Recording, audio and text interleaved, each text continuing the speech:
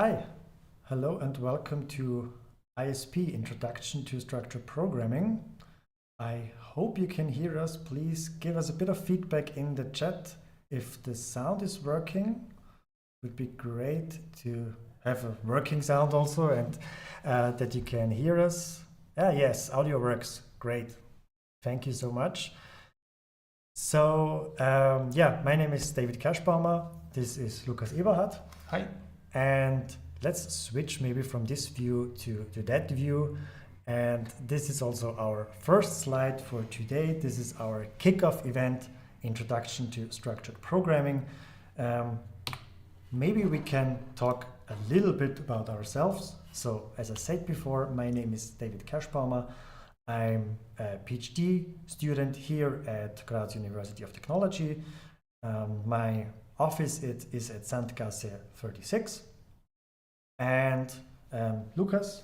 Yeah, hi, my name is Lukas Eberhardt. I finished my PhD a few years ago and now I'm employed as a senior lecturer here at our institute. And I'm looking forward to have a very interesting lecture this semester. Yeah, so in today's lecture we are talking about everything you need to know about this lecture. And you can also see a third person here, which is not here today, but will be here next week, which is Sebastian Gürtel. But I already saw him in the chat.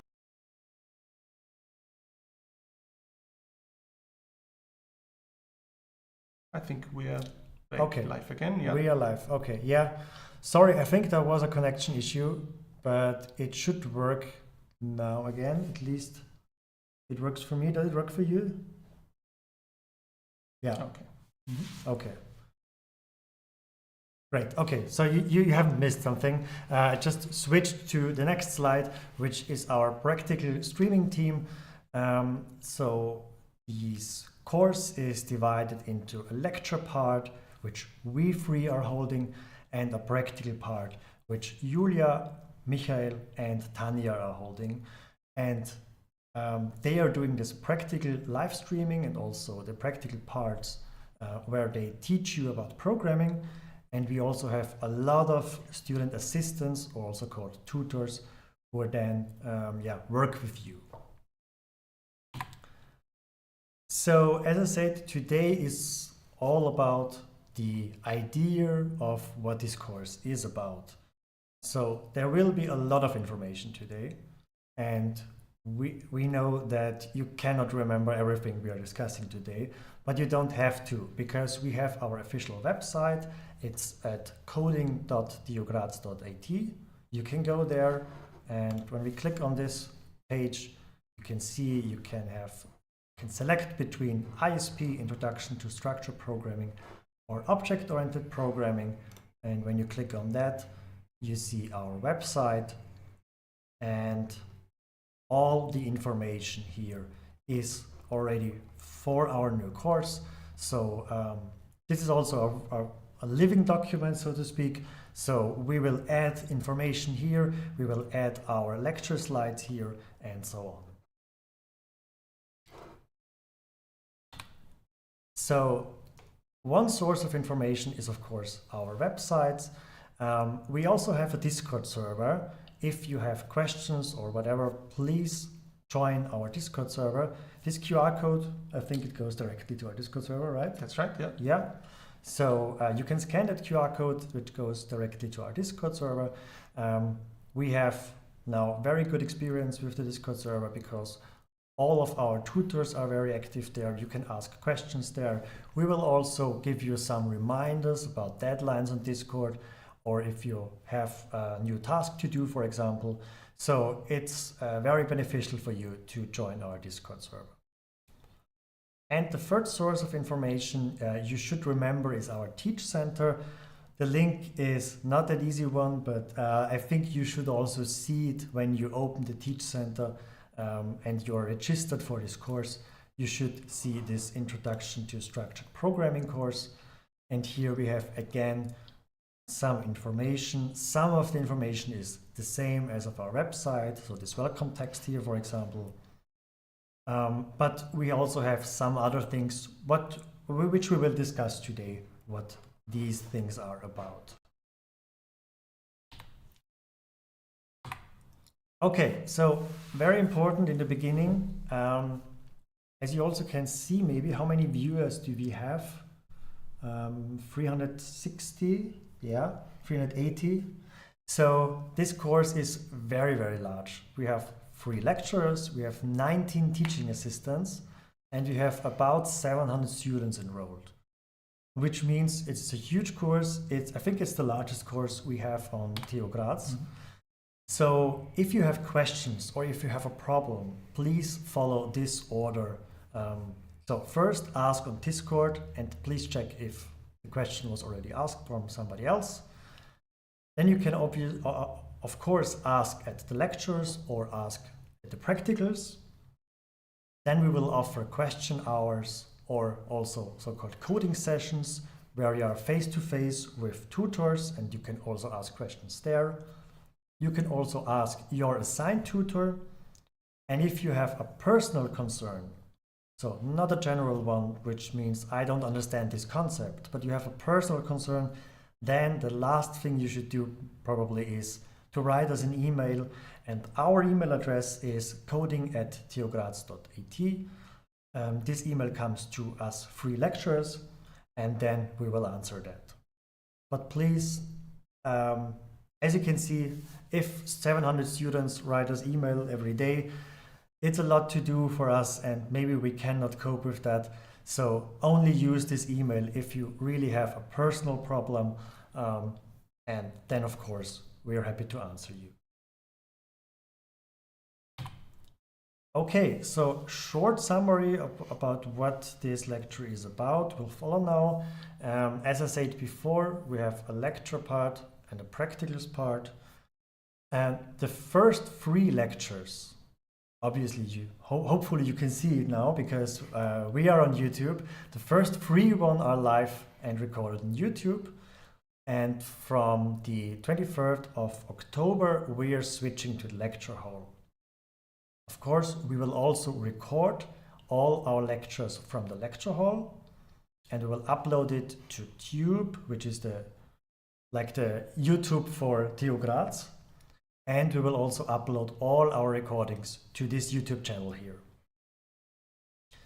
Maybe one of the most important questions from the beginning, because we already got some emails about that, you don't have to be here. So there is no compulsory attendance.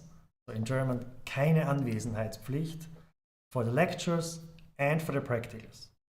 Yeah, but we highly recommend you to come or at least watch the recordings, because from our experience we know if you fall behind and if you do not watch the lectures, then it's very hard to pass this course. In general, the practicals are on every first day now from 3:30 p.m. to 4:45, and then we have about 15 minutes break. And then we start with the lecture part. Today is an exception. Today is our kickoff event and no practicals. And at 5 p.m. we will then continue with our first lecture. Okay, what are we going to learn here? Maybe one of the interesting questions here. What do you think are we going to learn? Maybe a short question in the chat. What do you think are we going to learn in this course?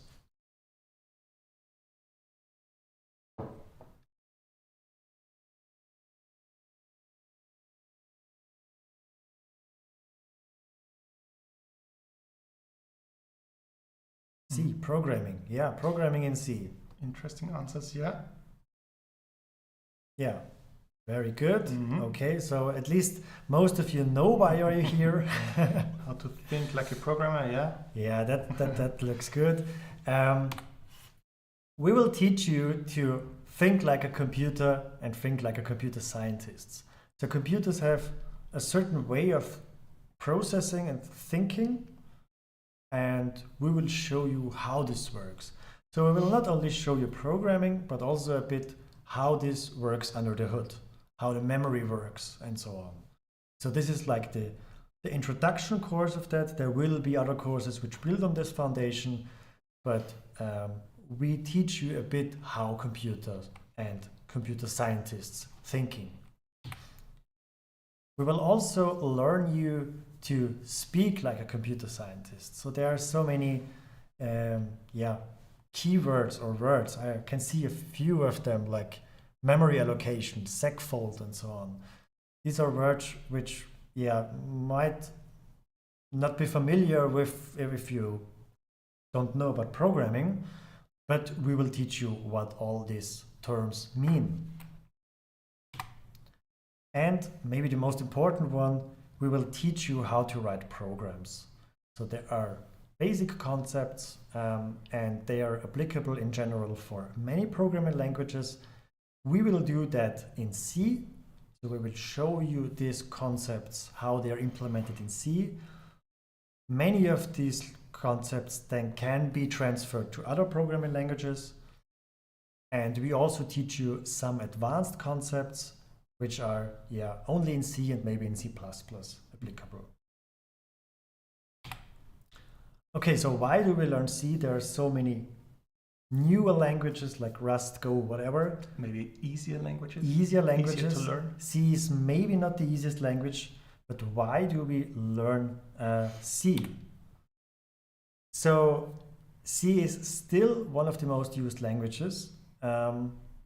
As you can see, it's number 3 in this ranking. Of course, there are many rankings, but C and also C++, which is just an advancement of C, is very, very popular still.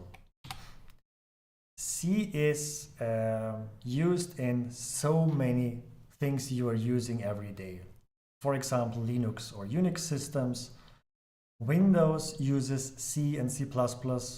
So it's the operating system itself is programmed in C and C++. If you go to any website, you'll probably use an HTTP server, which is also programmed in C. And also Python uses C under the hood because it's much faster than the actual language. So Python also builds on C. As you can see, it's used everywhere basically, and that's why it's still very, very interesting to learn this language. You can use it for many other languages: C++, Python, Java, C#. The concepts are pretty similar in many of these languages. So to start with C is maybe not the easiest one, but you need it as a foundation for many other courses in your studies here at TU Graz. So we have object-oriented programming, which is the follow-up course on that one next semester. Then we have object-oriented programming 2, system-level programming, operating system. Maybe many of you already heard about this very, very hard course, operating system, in the 4th semester, where you use C and C++ mainly.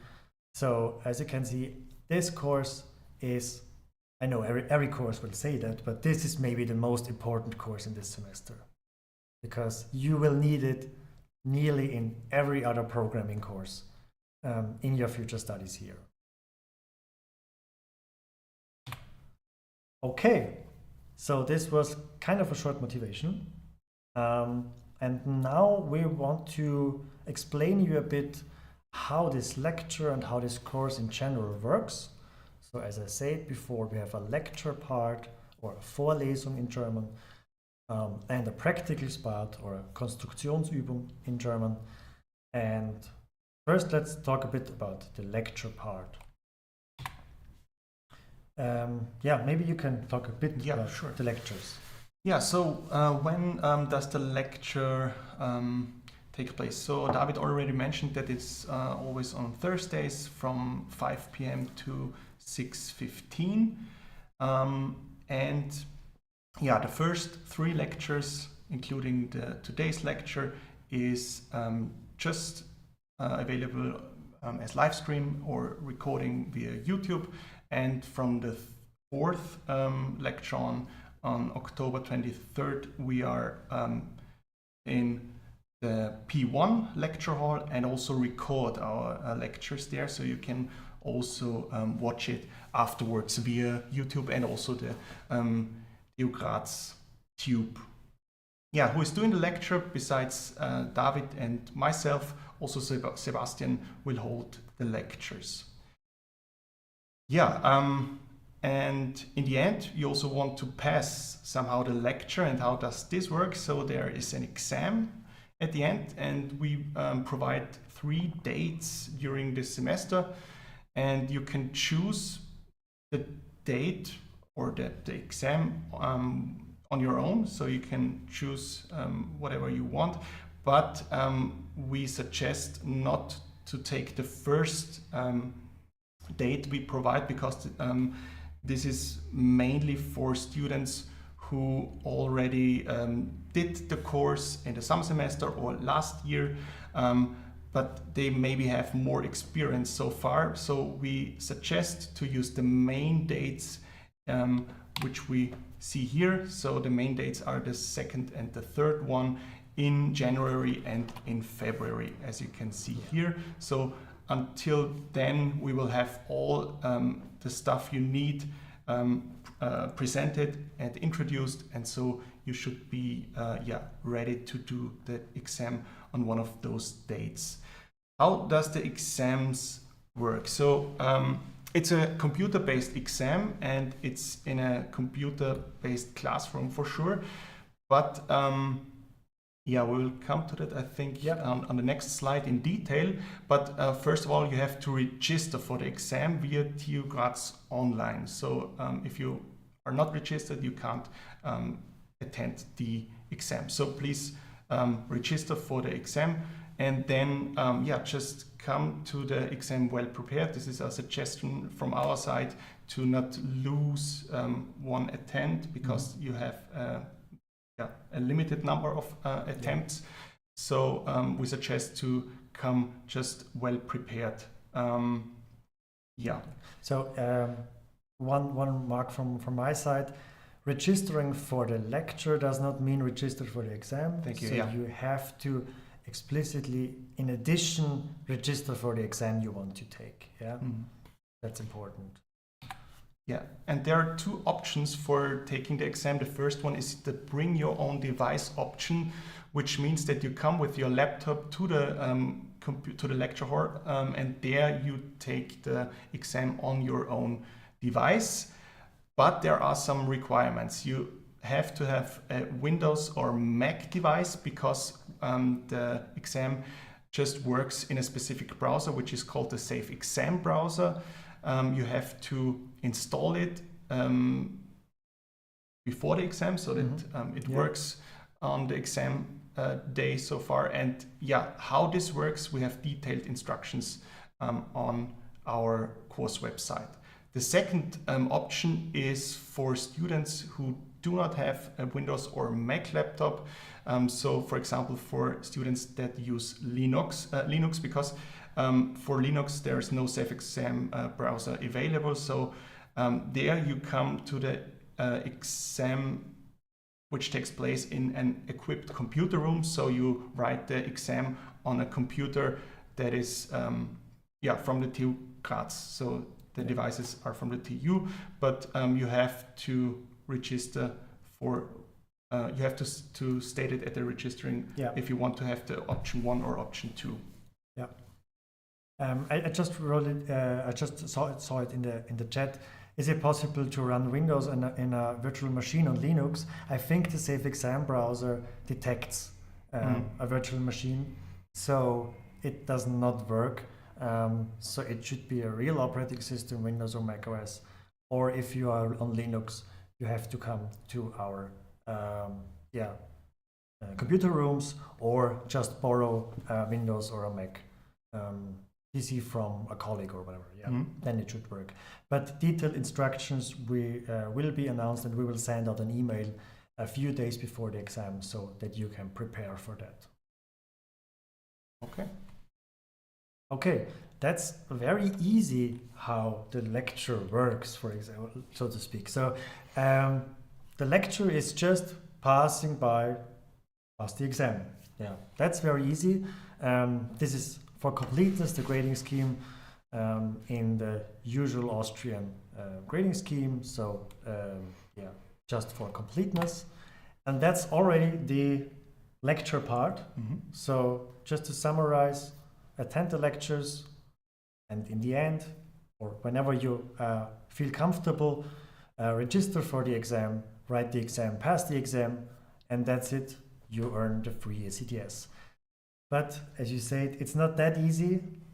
Please come well prepared, because we see a lot of students coming to the exams and then it's like, oh, okay, it's maybe too hard in the beginning. And from my personal view, I would highly recommend to do the practicals before taking the exam, or at least do the practicals together with the exam. So meaning that after the practicals are done, then do the exams on the second and third date of the semester, because the practicals are very, very good preparation for the exam. And why do we need such a practicals or an additional part besides the lecture? And yeah, programming is one of these skills which you only learn by doing it on your own. And this is maybe the most important message I can give you today. It's very, very nice to look at our streams and watch what we are doing and watch what we are show to you, explain you the concepts, but you will only learn programming if you do it on your own. And that's why we have implemented these practicals, to give you the opportunity and show you a bit what you need to learn and how you learn it. And that's why you have to practice and write assignments and complete these practicals to become a better programmer. Okay, so the course team is a bit different for the practicals. We have Sebastian again, myself, and we also have Benedikt Brünner, which is specialized for electrical engineering students, audio engineering students, and teacher training students. But we will come to that later. We have again the same practical streaming team, and we also have an assignment coordinator, which is Benjamin, and I think you will get to know him as soon as the assignments start in 2 weeks, I think. Okay, so in contrast to the lectures, the practicals are before the lectures on Thursday, so at 3:30 p.m. Until 4:45 p.m. on Thursdays. You have the practicals, and similar, or the same as for the lecture, the first 3 are online here on YouTube, and at the 4th one on October 23rd, we are switching to lecture hall. Again, they are recorded and uploaded again to Tube and to our YouTube page. So completely the same as for the lecture. Everything in the practicals is recorded. The practicals are held by Tanja, Julia, and Michi. You will get to know them next week, so they are doing it starting with next week. And how to pass the practicals, it's not that easy as it is for the lectures. It's a bit more complicated because there are many small tasks for you to complete, but they all have their meaning, so to speak, yeah? So, to pass the practicals, you basically have to do 3 different components. First one is assignments, where you have to submit 4 assignments.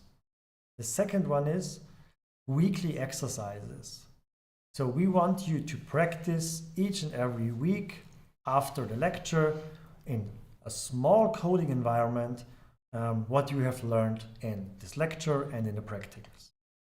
And the third component is so-called coding sessions.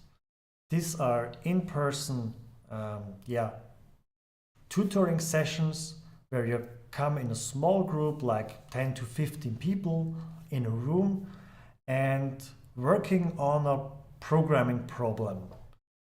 and you have to participate in 3 coding sessions over the whole semester. So these 3 are the main components, and they are also on our course website. There's a link here again, and of course we will also upload all the slides here with all the links. But when you click on this link, you will see here the practicals structure and grading, and this is on our course website here. So Introduction to Structured Programming, guide for the practicals, and here you find everything you need for the practicals. Okay, let's talk about the assignment first. So as I said, we have 4 assignments. What you should do is we will publish a kickoff description video. So kind of a task description, what you should do in this assignment. So please watch this video, then also read the description. We will have an assignment description. Then you should start implementing your idea, test your solution. Most likely there will be some flaws inside, so you have to read the assignment description again. So do this a few times until you see, okay, your solution works. Then you can submit your assignment, and after your assignment, we want you to complete an assignment interview, which is basically a face-to-face meeting with one of our tutors, and they ask you, okay, what have you thought about this? Why have you implemented that way? And so on. So the assignments are programming tasks.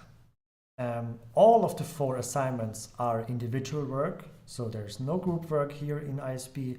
It's only individual work. And as I said, there are these mandatory interviews after each assignment. We also call them in German Abgabegespräche, or in short AG. And yeah, we call these assignments A1, A2, A3, A4. Pretty straightforward, I think. The points at the assignment are split into 2 major components. We have 70% functionality. So we will provide you with test cases you have to pass. If you're new to programming, don't worry if you don't know what test cases are, what public and private means, what functionality in general means. We will come to that and we will work on that in the next few weeks. So we will discuss that in the practicals. Michi, Julia, and Tanya will discuss that, and you will grow into that, what that all means. But just for completeness, we will provide you tests that your program then should pass, and 70% of your points you earn for the assignments are based on this functionality, so based on these test cases. The remaining 30% are based on your code quality. Code quality means the style and the structure of your program. So really, how do you write your code? There is not only one solution to write a program. Program, let's say, with 200 lines of code can be done in arbitrary, infinite number of ways. So there are so many ways to write your program, to write your code. Some are better, some are maybe not ideal. And we also want to teach you not only how to write code, but how to write good code, high quality code. And that's why 30% of the points you get for assignments are based on the quality of your code. We also have a detailed description here at our course website. You can see when you click here, once again, the assessment of assignments. And here you can see the 70% functionality, the 30% code quality. And also here are many details, what this 30% means, how this is calculated. We have a style guide, so we want a specific style of the code. And here we have again a few things you should consider when writing your code, the structure of your code, and some other guidelines you should consider. I know this is now maybe too much, yeah, and we do not expect from you to read through this now or tonight or until tomorrow. This is kind of a working process over the next few weeks. But as soon as you are writing your assignments, you should go to this website and read through it, and at least before you submit your assignment, you should check through all these points here and see if you fulfill all these requirements. Okay, I also talked a bit about the assignment interviews before. So after you submitted your assignment, there is a mandatory assignment interview in person with one of your tutors. Tutors are basically, students in higher semesters. So they are now maybe in the 3rd or in the 5th or in the 7th semester. So they did this course a few years ago or maybe last year, and now they help you to learn programming and also grade you. So in the practicals, we are not grading you, the tutors are grading you. So they see how good is your program, how is your progress, and by having these assignment interviews, they get kind of a feeling how good you are, and then you get the grades from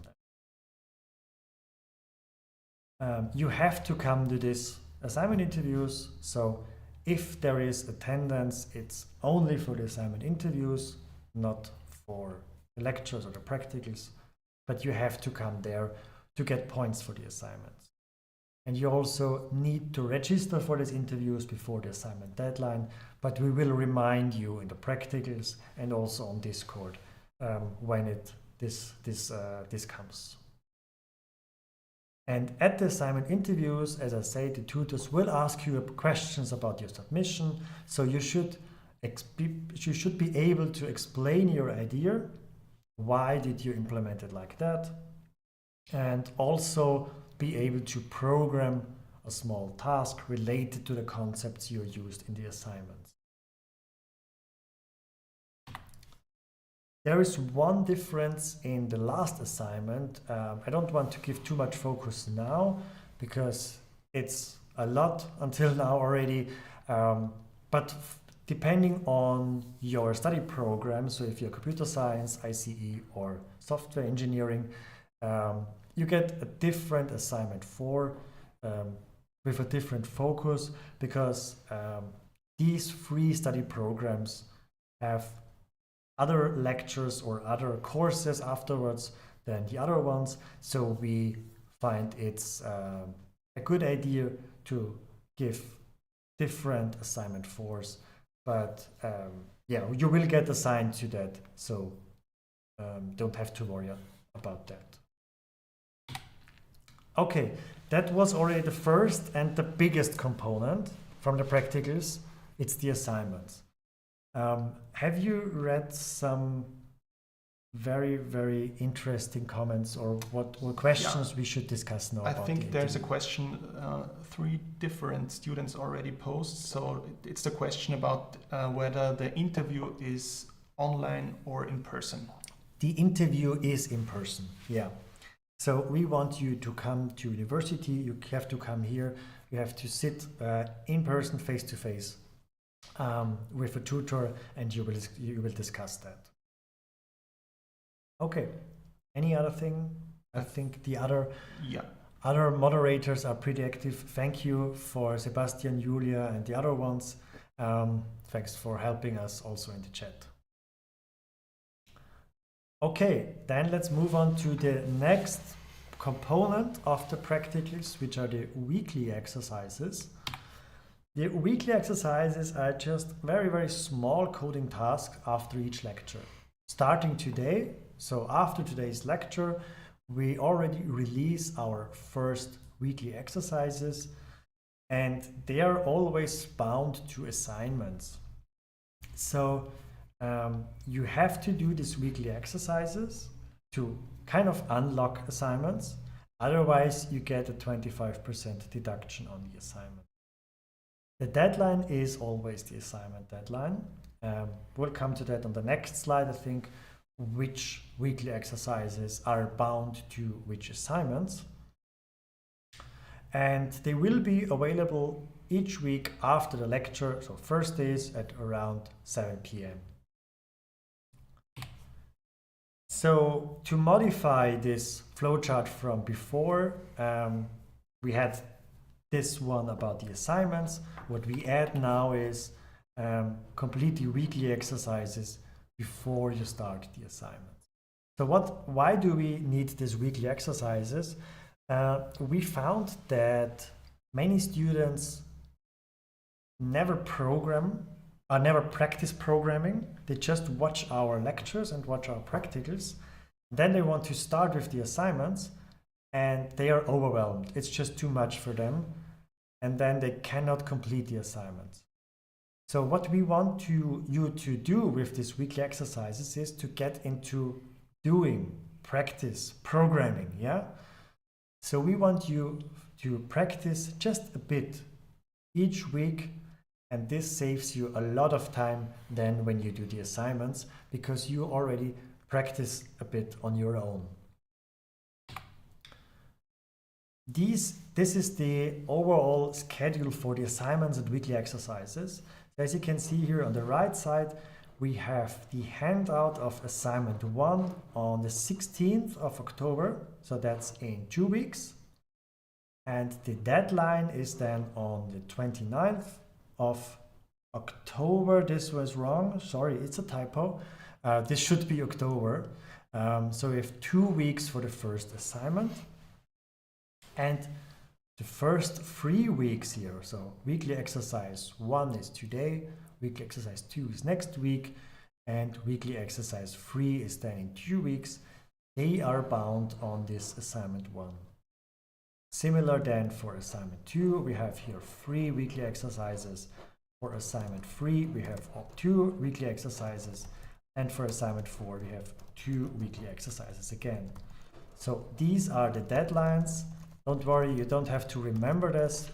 We will, I think in a few slides, have a Google Sheet where we have all the deadlines and all this information. Also, we can also open that, of course. And I think we also have it linked on our course website.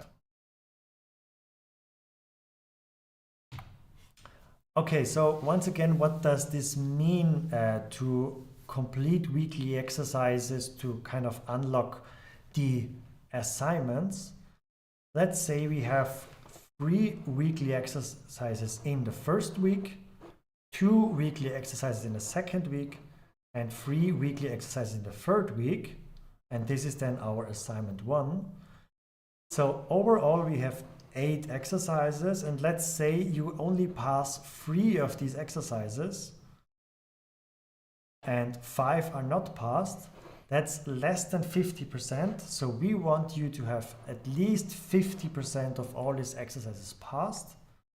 If it's less than 50%, you will get a 25% point deduction for assignment 1. On the other hand, if you pass more than 50% of all the exercises here, let's say you pass 6 exercises and 2 not, you have more than 50% passed, so you don't get deductions at assignment 1.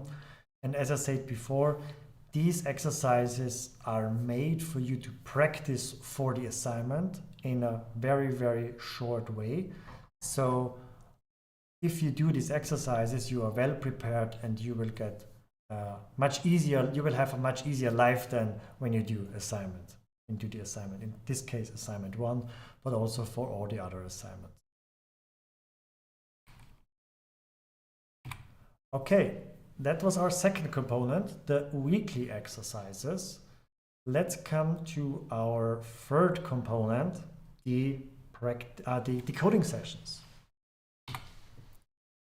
The coding sessions are, as I said before, the idea that you come in a small group of about 10 to 15 students together in one room and discuss a specific topic about programming, about coding in general, about computer science in general, maybe. Yeah, you will have a moderator, so a tutor that leads this session, And we want you to, program a bit together with your colleagues, learn new concepts, and also get to know new and other students. So to complete one coding session, you have to register for the session. You have to complete pre-work, so a work you do at home. Then you submit this pre-work before the coding session starts, and then you attend the session and actively participate, hopefully, in the discussion, and then you have completed this coding session. That was already the part of the coding session. So I think now the most important question is, how are the points structured now? And as you can see here, we have the 4 assignments with the weekly exercises. Assignment 1 is 12 points worth. Assignment 2 is 18 points. Assignment 3 is also 18 points. And assignment 4 is the biggest one. It's 40 points. And then you have this coding session part. You have to complete 3 coding sessions, each worth 4 points. And altogether, easy to remember, you have to, or the maximum number of points is 100. So doing all the assignments and getting all the points, doing all the coding sessions, then leads to 100 points. Similar to the lecture, you need 50 points or 50% to pass the practicals. More information about the coding session and when we will start, I think we will give this next week. I think we start with the coding session in 2 weeks. Yeah, but we have that on our schedule, which we will see soon. Okay, any questions you have spotted? Yeah, I think there are 2 questions regarding the weekly exercises. The first one is, where are they provided? Yeah, so they are provided in a Teach Center. Maybe just have a look here. Oh, okay, wrong one. Ooh. So when we are in the Teach Center, when you log in, you will see here these weekly exercises. And as you can see here, the start is today, the deadline is this one. And when you click on here, you will see here and start programming. You can start programming directly in the Teach Center. Yeah, the second question was, what is meant with passing the weekly exercises? So passing the weekly exercises mean in these exercises, we also implemented so-called test cases. So your program should work in a specific way, and we test that automatically. And you have to pass these tests, and then you also pass the exercise. I know it's a bit complicated in the beginning, but you will get the concept, and if not, just ask on Discord, or we will also maybe show that next week in the practicals. So we will guide you through this, and I think we also have a guide on that in our course website. Any other questions you have spotted? I think our moderators are quite active, so I think we can continue. Okay, then let's move on. I already showed it. Let's move on to the most hated slide, maybe on the entire course. And we use this red for a specific reason. It's a topic we don't want to discuss, but we have to discuss each year because there are always some students who submit assignments which are not done by themselves. Yeah. So we have no tolerance for copying code from other students or from other sources which is not written by yourself. This also includes LLMs like ChatGPT, GitHub Copilot, Gemini, whatever. Yeah, there are so many. So you are not allowed to use code that is not written by yourself. You have to, or you should really write code on your own. If we detect this plagiarism, we have to assess it as an attempt of cheating, which can have bad consequences for you. So at least report it on the Dean of Studies. There will also be like a mark on your ID, on your student ID, and everybody can see it. So it's not very good idea to have this cheating attempt, and I don't want you to do that. But there are ways to avoid this plagiarism. So I already saw it somewhere. There is, I think, already a WhatsApp group, and there is already maybe a Discord group or whatever. Never ever show your code to other ISP students. So don't make screenshots, don't show it to other students. I think every year we have one student who post a code snippet to a friend and say, yeah, this is how I have done it. Yeah, but please don't do it similar. The other student just copies the code, and we have 2 times the similar submission, or very, very similar submission. And then we have to mark it as an attempt of cheating. So please never show your code to other students. You are in some cases allowed to take code from other resources, but you have to fulfill the requirements, and this is you have to cite it. Yeah, so cite your source. This is from this source. This was a discussion with my friend Daniel, and he did it similar. Yeah, and as soon as this is just a small snippet, like 5 to 10 lines of code, and you cite it, so you explicitly mark it, it's okay for us. We know that you are discussing, and we know that you are exchanging ideas, and that's allowed, of course, and that's also helpful. But what you should not do is copy code from another student and then pretend it's your submission and it's your code. That's cheating, and we are very strict on that, and we don't want that. And when we see that and when we detect that, you will get an attempt of cheating, and that's not very, very, or that's very, very bad for you also in the future. Usually this is the time where everybody is silent in the chat, and I think it is like that again, yeah. And the question might arise now, how can I write code, or what happens if I write code and by chance anybody else, another student of 700 write a similar code? Is this also cheating? And I can really say I'm doing this now for 7 years.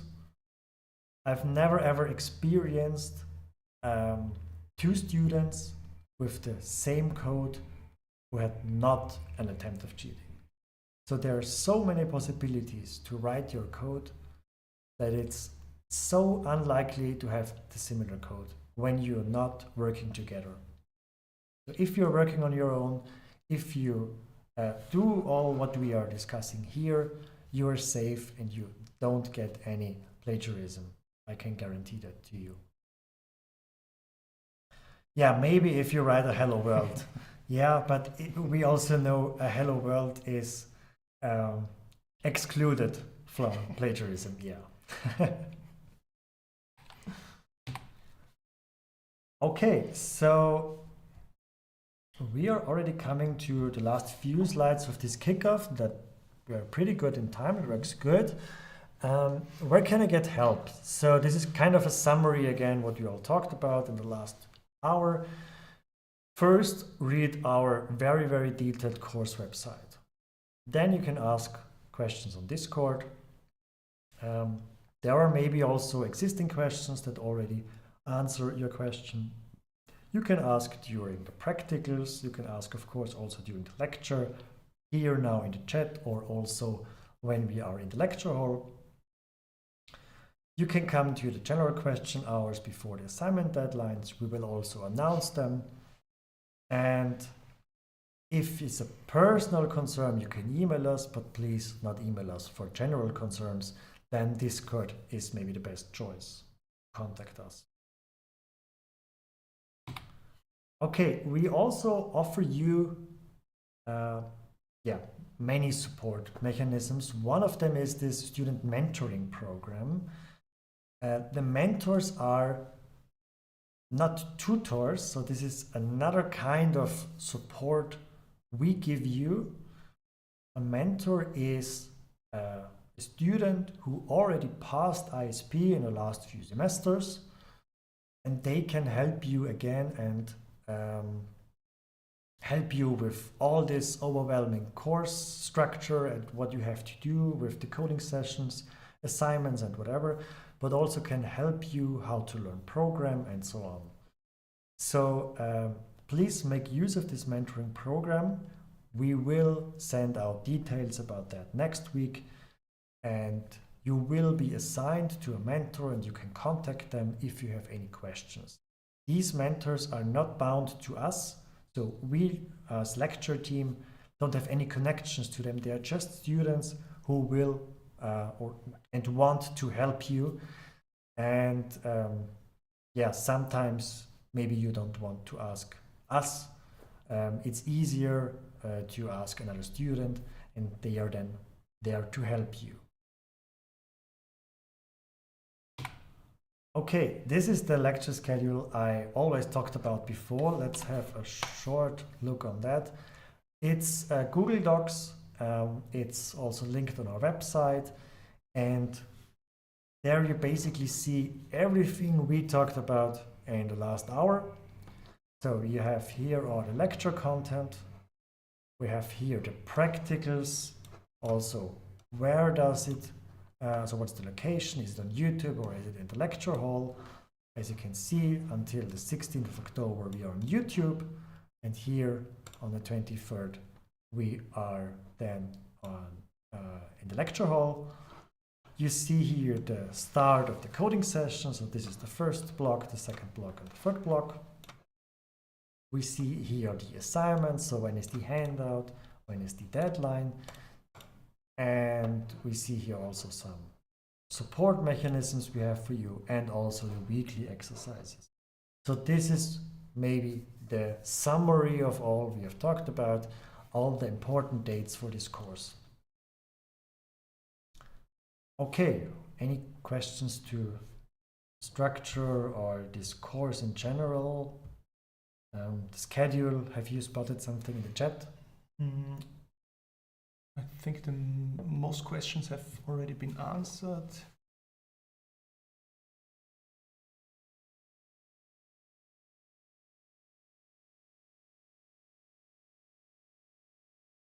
Are there any further questions so far? So, as you also can see, I think we never mentioned that the lecture and the practicals are over before Christmas. So we will have our last lecture on the 18th of December, and in January there is only one deadline from assignment 4 and the assignment interviews, but there are no more lectures. So the lecture will end before Christmas. And there's a question regarding A1 coaching. What's that, which is mentioned? Yeah, this is another support mechanism we introduced this year. If we spot that you have problems with the assignment in assignment 1 and assignment 2, and it's a general concept or a general problem you have, we offer you the opportunity to have coachings. It's kind of another hour for you, or 2 hours, where you sit together with one of our tutors, and he or she explains you once more the concept and how it is applied, and maybe what have you done wrong in your assignment. The thing is, we see a lot of students who just start programming and never really apply to our rules and never really apply to the concepts we are teaching, it works maybe for one assignment, it works maybe for the second assignment, but if you are if you are not using our way to program, at least at assignment 3 and especially at assignment 4, it will be too much for you and you will get into big troubles. And these coachings are meant that we kind of guide you in the right direction when we spot some problems in your general coding behavior. Then there was another question regarding live streams. So will there be a Tube live stream after 16th of October? There will be no live stream from the lecture hall. They will be recorded, and usually the recordings go online after a few hours. So let's say on Friday morning the recording should be available, and we will also upload the recordings from the lecture hall on Friday, so on the next day after the lecture was held and the practicals. So usually, let's say 24 hours after the lecture was held, it will be online on Tube and on YouTube. So you don't lose that much time. Mm-hmm.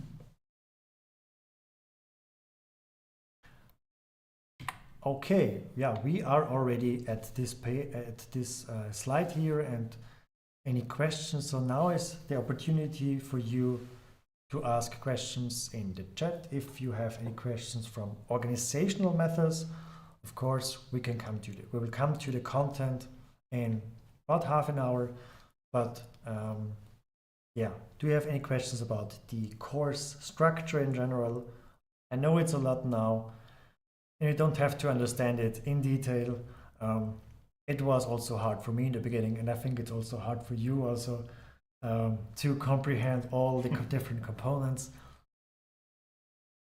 Yeah, so there's a question regarding the first test. When will the first test become available?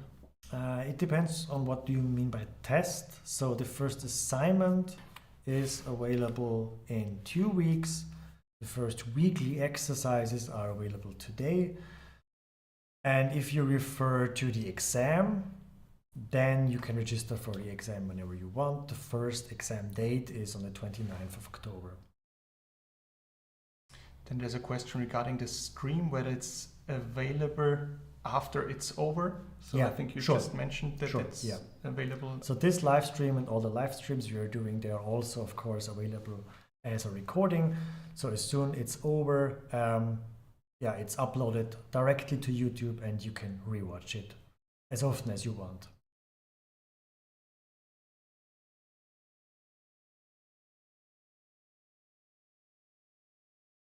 Do we have more than one try for the exercises? If you mean the weekly exercises, yes, you have infinite number of attempts. But what we want to do with these weekly exercises is to get you into practicing. I know, so we are aware that you can generate using LLMs a solution for these programming tasks. But this is not what we want you to do. We want you to practice on your own. Maybe we cannot detect if you do it, but it's like cheating on your own, because you are working, you should learn how to program. And if you generate the code in the weekly exercises, then you're just cheating on yourself, because it's meant for you to practice.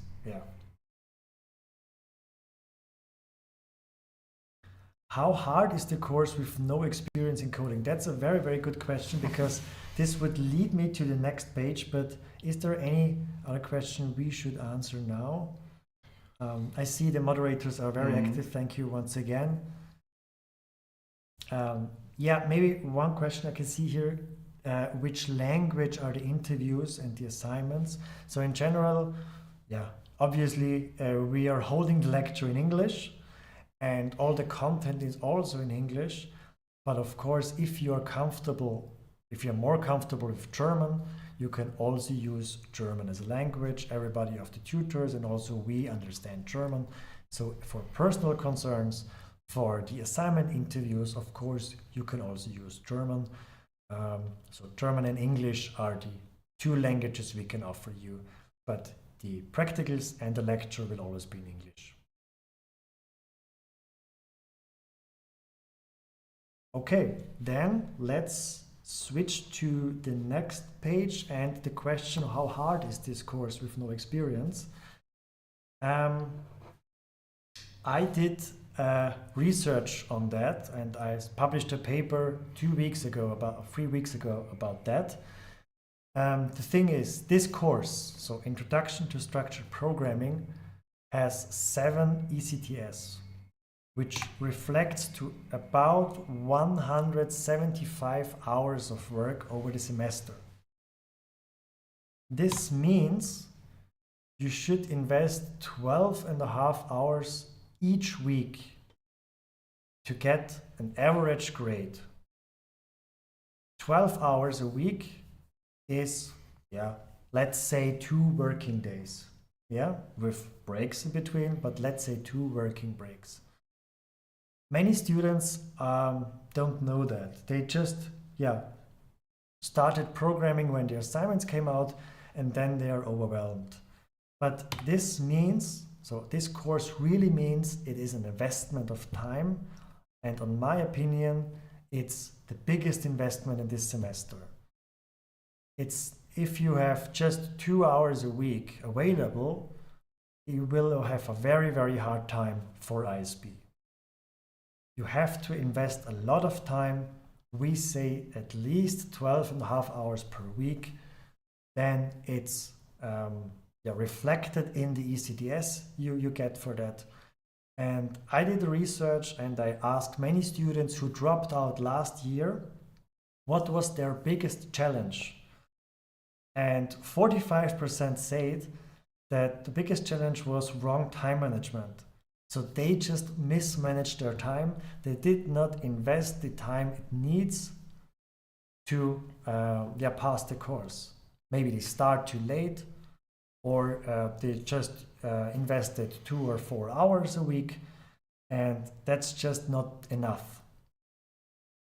The other thing is 48% also said that the complexity of the content was the biggest challenge. And you have to admit, ISB is not an easy one, especially when you are a beginner, but also when you are experienced. The content is not easy. It's very challenging, especially after, let's say, the fourth, fifth lecture. We have a very, very steep learning curve. So we will come into advanced topic. So end of October, November, December. The topics are also for experienced programmers, maybe new and challenging. So please don't underestimate that.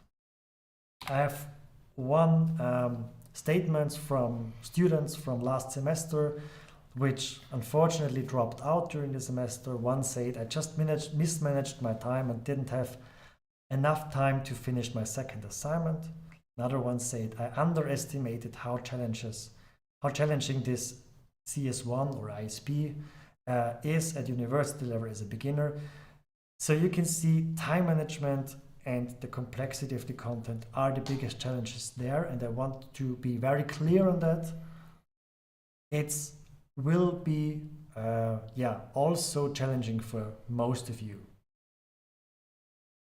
Yes, I think a question posed by 3 different students whether the lecture and the practicals time is included in those 12.5 hours. Yeah, it is included. So the lecture is usually 1 hour 15 minutes. The practical is also 1 hour 15 minutes. So let's say 2.5 hours are watching the lecture and watching the practicals, which also means 10 hours per week is meant for you to doing the assignments, do the weekly exercises, practice, coding sessions, and so on. Yeah. So besides watching the lecture and the practicals, you should invest 10 hours each week. And that's also still a lot, I think, yeah. And this is maybe the problem for many students because they just mismanaged this time and say, okay, I just watched the lecture, just watch the practicals. Maybe I invest 1 hour doing the weekly exercises. Yeah, that's enough. I've done it. But these students, mainly or mostly drop out after a few weeks because, it's an investment of time, as I said. And if you are an experienced programmer, maybe you don't need that investment of time in the first 3 to 4 weeks. Yeah, maybe you have a bit easier life in October. But I think starting with November, we are growing into concepts which are more advanced: strings, pointers, memory management, and so on. And then I think even an experienced programmer have to invest about 10 hours a week to cope with the content and to stay up to date. But I also have a few tips from my side how to pass. Yeah, I don't want to create too much fear. There are, of course, ways to pass ISP. One is, obviously, you do it correctly now. Watch and attend the lectures and the practicals. Ideally live. I know it's not always possible, but if it's live, it's great. Otherwise, please watch the recordings. The second one is maybe the most important one. Don't fall behind. Because if you miss, let's say, 2 weeks, you have to invest 38 weeks, so basically a complete working week, to catch up again, because you have to invest the 12.5 hours from week 1, the 12.5 hours for the second week you have missed, and of course you are in a week, again 12.5 hours once again. So don't fall behind and try to stay up to date each week. That's very, very important. And as I said before, please invest enough time every week doing the weekly exercises and doing the assignments. And if you follow these rules, I guarantee you it's much easier and it's then really, I think, doable to pass the course. Yeah. As I said, most of the students who drop out of the course have wrong time management. Yeah, that's a huge problem. Okay. I think we are exactly on point, right? We are exactly on point. And let's do, let's say 15 minutes break. Yeah. So we start at 5 p.m. with the first lecture. And yeah, thanks for being here at the kickoff event. And the moderators, thanks you also for the moderators here to answer all the questions. And we will start in about 15 minutes with the first lecture.